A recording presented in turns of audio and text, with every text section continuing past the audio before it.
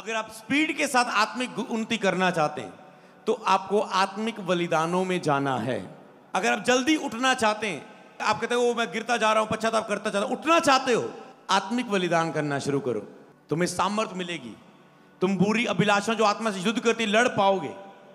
आत्मिक बलिदानों से तुम्हें सामर्थ्य मिलती है। अगर तुम कोई पाप नहीं छोड़ पा रहे, आत्मिक बलिदान चढ़ाना शुरू करो। कोई बुरी आदत नहीं छोड़ पा रहे, आत्मिक बलिदान चढ़ाना शुरू करो। किसी चीज पर तुम विजय नहीं हो पा रहे, अपनी कोई आदत पर, किसी कार्य पर, दुश्मन पर, आत्मिक बलिदान चढ़ाना शुरू करो, क्योंकि आत्मिक बलिदान का आज भी उत्तर परमेश्वर देता है। उसने कहा जीवन को पवित्र करके बलिदान चढ़ाओ। तो कैसे आत्मिक बलिदान है जो आप करते हैं?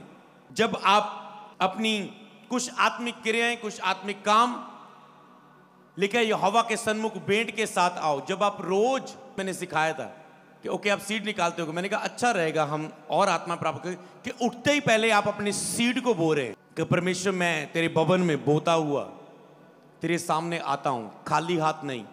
मैं प्रार्थना में तेरे सामने आता हूं, मैं जो कर सकता हूं, जो मेरे हाथ में, जो मैं कर सकता हूं वो मैं कर रहा हूं। समझ गए? जिस हद तक तुम कर सकते हो तुम्हें करना होता है बलिदान के।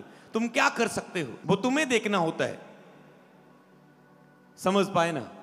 कुछ तेरे लिए पर्सनली प्रभु बता सकते तुझे इस चीज का बलिदान करना है। अब अब्राहम के लिए पर्सनल प्रभु ने बताया उसे ये बलिदान करना है, तो कईयों ने अपनी इच्छा से बलिदान किया। मैं इतने बैल, इतने जोड़े, इतना ये यहोवा के लिए बलिदान करूंगा, तो परमेश्वर ने नहीं बताया, पर उन्होंने किया। जब सुलेमान ने किया, खुदा ने उसे दर्शन दिया और बुद्धि से भरा। तो ये आपका डिसीजन होता है कि आप आत्मिक बलिदानों में जाएंगे या नहीं। तो भेंट के साथ परमेश्वर के सामने जाना, ये आपका एक स्पिरिचुअल बलिदान है, एक आत्मिक बलिदान है। आत्मिक कार्य में ये बोलता है, ये बलिदान, ये ऑफरिंग जैसे संसारिक लोग चढ़ाते हैं। जब दाऊद ने परमेश्वर के सामने चढ़ावा चढ़ाया, बलिदान चढ़ाया, तो उसने पैसे से उसे खरीद के, कि ऐसा ना उसे दर्द ना हो, बलिदान मतलब दर्द होना, उसने उसे खरीद के, कहता नहीं मैं इसे पे करके यहोवा को चढ़ाऊंगा, तो उसका पे किया। तो ये एक आत्मिक बलिदान है जो आप कर रहे हैं। दूसरा, फास्टिंग, उपवास के साथ परमेश्वर के सामने जाना, अपने भेंट के साथ। जैसे आप रोज प्रेयर में जा रहे हैं, तो उसमें मैं ये नहीं कह रहा हूं प्रेयर करना, फास्टिंग करना, जो मैं पूरी लाइन बता रहा हूं बहुत समझे, कि भेंट के साथ परमेश्वर के सन्मुख जाना। जब भी प्रार्थना करो, अपना सीड निकालना अपनी बेदी पर। आने वाले समय में अपना प्रेयर रूम सेट करें, एक स्थान बनाए जहां पर आप अपने बीज को बोएं। एक बेदी, एक प्लेस, मतलब ये नहीं कि कोई मूर्ति बना लो, मतलब एक प्लेस जहां पर आप परमेश्वर के सामने जा रहे हैं, अपनी भेंट को रख रहे हैं। उपवास के साथ परमेश्वर के सामने जाना, उपवास रख के परमेश्वर के सामने जाना, मतलब आत्मिक बलिदान के साथ भेंट रख के। समझ पा रहे हैं? आप इसे प्रैक्टिकल समझें। आप भेंट रख रहे हैं और यहोवा के सामने प्रार्थना शुरू कर रहे हैं। आप फास्टिंग में होके आए हैं, आप एक बलिदान बन के आ चुके हैं यहोवा के सामने। अब फास्टिंग की अगर मैं बात करूं, जिसमें आप अपने आप का इनकार करते हैं, अपने आप को जीतते हैं और प्रभु के सामने अपने आप को प्रेम के साथ उसके आगे परमेश्वर के सामने बढ़ते हैं। तो ये आत्मिक बलिदान हम क्यों चढ़ाते हैं, क्यों करते हैं? कि परमेश्वर ने बलिदान ये क्यों दिया, कि परमेश्वर ने, जीसस ने जब ये बलिदान दिया था, क्यों दिया था? इफिसियां 5:2 कहता है प्रेम में चलो, प्रेम में चलो। इसे रुकना से इसे समझना, जैसे मसीह ने भी तुमसे प्रेम किया है, कहता तुम भी प्रेम में चलो जैसे मसीह ने तुमसे प्रेम किया। ओके, जीसस ने प्रेम तुमसे कैसे किया? और हमारे लिए अपने आप को सुखदायक सुगंध के लिए परमेश्वर के आगे भेंट करके बलिदान कर दिया। मसीह का प्रेम क्या था? कि हमारे लिए एक सुगंधित, सुखदायक सुगंध परमेश्वर को मतलब चढ़ा देगी। एक पुराने नियम के अनुसार अगर समझे तो भेंट के रूप में हमारे लिए उसने अपने आप को चढ़ा दिया। मसीह ने हमसे प्रेम किया। कहते प्रेम में चलो जैसे मसीह ने तुमसे प्रेम किया। प्रेम में चलना यही है कि तुम आत्मिक बलिदानों के साथ परमेश्वर के साथ जुड़ना चाहते हो। ये है प्रेम, ये है आज के बलिदान, कि तुम आत्मिक बलिदानों के द्वारा परमेश्वर के साथ अपना प्रेम साबित कर रहे हो। परमेश्वर, मैं आत्मिक बलिदान दे रहा हूं रूहों को बचाने के लिए। परमेश्वर, मैं आत्मिक बलिदान में आ रहा हूं तेरी आवाज सुनने के लिए, तुझसे बातें करने के लिए, तेरे से संगति करने के लिए। परमेश्वर, मैं आत्मिक बलिदानों को देता हूं कि मैं तेरी सेवा कर सकूं, तेरे वरदानों में बढ़ सकूं। समझ पा रहे हैं कि मैं तुझसे प्रेम करता हूं, तुझसे संगति कर सकता हूं, तो मैं शारीरिक विरोध को दूर करता हूं और अपने आप को आत्मा से परिपूर्ण करता हूं कि तेरी आत्मा के साथ एक हो सकूं और तुझसे सुन सकूं। कहते वैसे तुम भी बलिदान प्रेम करो, प्रेम में चलो। हालेलुया। अय्यूब प्रभु के सामने सीधा था, प्रभु का डर रखता था, वफादार था, ईमानदार था। क्या था? अमीर किया गया परमेश्वर के द्वारा। उसने आत्मिक बलिदान किया, आत्मिक उन्नति का कार्य किया, वो आशीषित था। अब्राहम ने प्रभु की आज्ञाकारी की, अब्राहम ने अपने पुत्र को देने को तैयार हुए, प्रभु से प्रेम किया, बढ़कर दिखाया प्रेम। अब्राहम सब वस्तुओं का दशवांश देता था, आत्मिक उन्नति का कार्य। अब्राहम जहां भी जाता प्रार्थना की बेदी बनाता था, आत्मिक उन्नति का काम। हालेलुया। पौलुस मारता कूटता है, बस में करता है, आत्मिक उन्नति का कार्य। दाऊद परमेश्वर की आराधना कर रहा है, आत्मिक उन्नति का कारण। दानियल 3 टाइम प्रार्थना कर रहा है, आत्मिक उन्नति का कारण। फिर उनके ऊपर जब षड्यंत्र आया, शेरों के मुंह बंद कर दिए गए, क्योंकि वो आत्मिक उन्नति में हमेशा चल रहा था। समझ पा रहे? मैंने बताया था कि आपके आसपास क्या हो रहा है कोई मायने नहीं करता। कोई आपके षड्यंत्र रच रहा है, कोई जादू टोना कर रहा है, कोई शैतान है, कोई शैतान आपको गिराना चाहता है, कोई लोग आपको गिराना चाहता है, कोई लड़की गिराना चाहती है, कोई लड़का गिराना चाहता है, कोई आपको बिजनेस में गिराना चाहता है, कोई आपके नुकसान के लिए इसको सोच रहा है, कोई आपका फैमिली मेंबर आपसे प्यार से बात नहीं कर रहा है, लड़ाई झगड़ा कर रहा है। कोई मायने नहीं करता आपके आसपास क्या हो रहा है। जब आप आत्मिक उन्नति कर रहे हैं, सब कुछ बदलना शुरू हो जाएगा शनासे के नाम।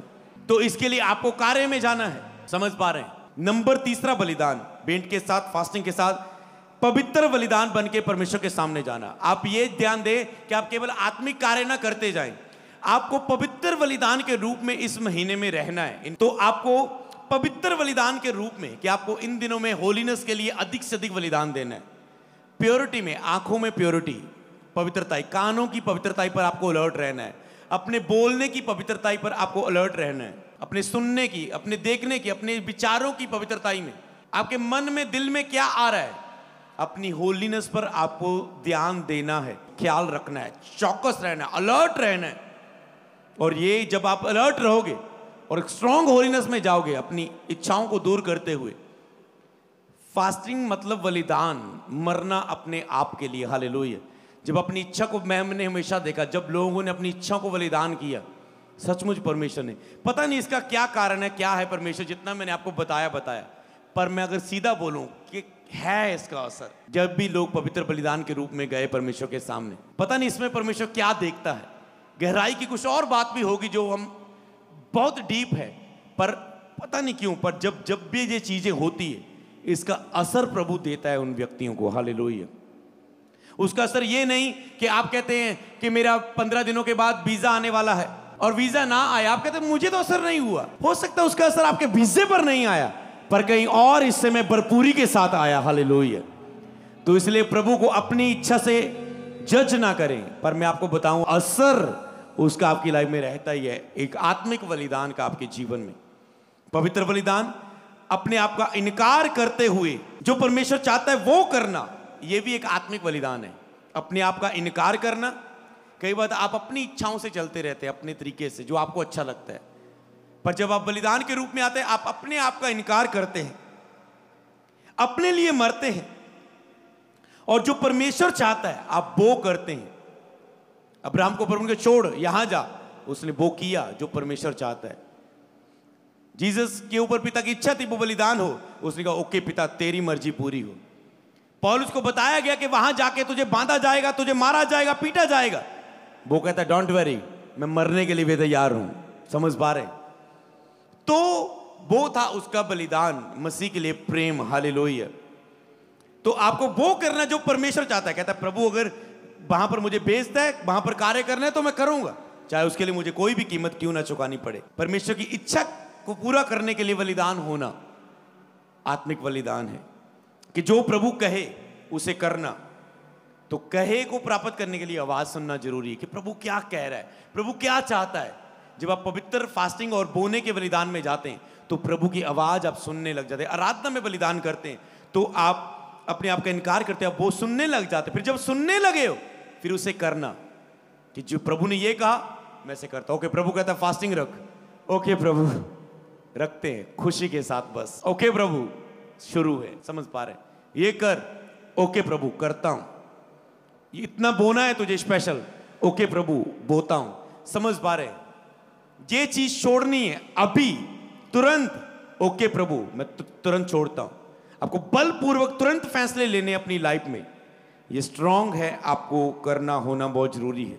पांचवा पॉइंट, वचनों की आज्ञाकारी एक आत्मिक बलिदान है। इसी में से मेल खाता है, जब प्रभु आपको कोई वचन दे, उस वचन की आज्ञाकारी, जो बाइबल में पढ़े, प्रचार में सुने, उसको मानने लग जाना, ये एक आत्मिक बलिदान है। आज आपने फास्टिंग का वचन सुना, मानने लगे, आत्मिक बलिदान है।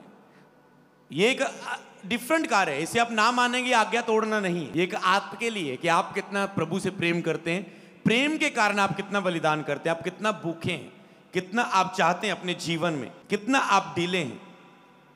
ऐसे भी पास्टर है जो कहते मुझसे नहीं मरा जाता मेरे कलीसिया के लिए, वो ठंडी सांस लेके सेवा करते हैं, अपनी इच्छाओं को, अपने आप को खुश करते हुए, अपने आप के लिए स्वार्थी बनते हुए। पर ऐसे भी है जो दूसरों के लिए अपने आप को बलिदान करते, समझ पाए। तो यही फर्क है कि आप परमेश्वर के लिए क्या करते हो उसकी आज्ञाकारिता में। छेवां पॉइंट, अधिक से अधिक निरंतर प्रार्थना में रहना एक आत्मिक बलिदान है। मैं प्रार्थना की बात नहीं कर रहा हूं, अधिक से अधिक प्रार्थना करना ये एक आत्मिक बलिदान है। जब आप प्रार्थना में टूट रहे होते हैं, ज्यादा से ज्यादा प्रार्थना करते हैं, आप एक आत्मिक बलिदान लेके जा रहे हैं। हो सकता है फास्टिंग के बलिदान में, पर आप अधिक से अधिक प्रार्थना नहीं कर रहे हैं, तो आपने एक बलिदान ये नहीं कर रहे, एक कर रहे हैं। अधिक से अधिक आत्मिक बलिदानों में जाओ, अधिक से अधिक निरंतर प्रार्थना करना। सातवां पॉइंट, अपने जीवन को प्रभु की महिमा के लिए देना, उसकी सेवा के लिए, अपने अंगों को उसकी महिमा सेवा में यूज करना, अपने टैलेंट को उसकी महिमा के लिए यूज करना। क्या है तेरे पास, उसको भवन के लिए, उसकी महिमा के लिए, उसके कार्यों के लिए यूज करो। सेवा में जीना उसकी महिमा के लिए। जब आप सेवा करते हैं, आप उसकी महिमा के लिए जी रहे हैं, आप गा रहे हैं, आप बजा रहे हैं, सेवा कर रहे हैं, आप उसकी महिमा के लिए जी रहे हैं। ये एक आत्मिक बलिदान होता है, प्रभु की महिमा के लिए जीना। आठवां पॉइंट, परमेश्वर की स्तुति, आराधना और महिमा करना। जो आप कर रहे थे, आप 2 घंटे में कुछ कर रहे थे, तो ये क्या था परमेश्वर के सामने, आपको पता होना चाहिए, ये एक आत्मिक बलिदान था। ये एक आत्मिक बलिदान था। आप एक भले 2 घंटे से बैलों को नहीं काट रहे थे, बकरों को नहीं काट रहे थे, आप 2 घंटों से प्रभु को स्तुति, आराधना और महिमा दे रहे थे। ये एक आत्मिक बलिदान है। और भी बहुत सारे हम आने वाली प्रार्थना सभाओं में बात करेंगे, इन्हें फिलहाल फॉलो करना शुरू करिए, उत्तम है, ये बेसिक है। बाकी आत्मा खुद जब आप ये करोगे, आप और मांगोगे तो वो आपको और देगा। जब जब एक व्यक्ति ने कहा प्रभु मुझे फास्टिंग रखने की ग्रेस दे, वो मांगता रहा, प्रभु ने उन्हें दी। प्रभु इतनी फास्टिंग से मैं संतुष्ट नहीं, मुझे और स्ट्रांग की ग्रेस दे। वो मांगता है, प्रभु उसके लिए द्वार खोलता है, उसे और देता है। आपकी भूख पर निर्भर है, आपके मांगने पर निर्भर है। बैठे बैठे कुछ भी आत्मिक नहीं हो जाना, बैठे बैठे कोई आत्मिक उन्नति हो नहीं जानी। आपको निरंतर जो आपकी भूख है, से शब्दों के द्वारा प्रभु के सामने रखना है। प्रभु आपके जीवन में कार्य करेंगे। हालेलुया।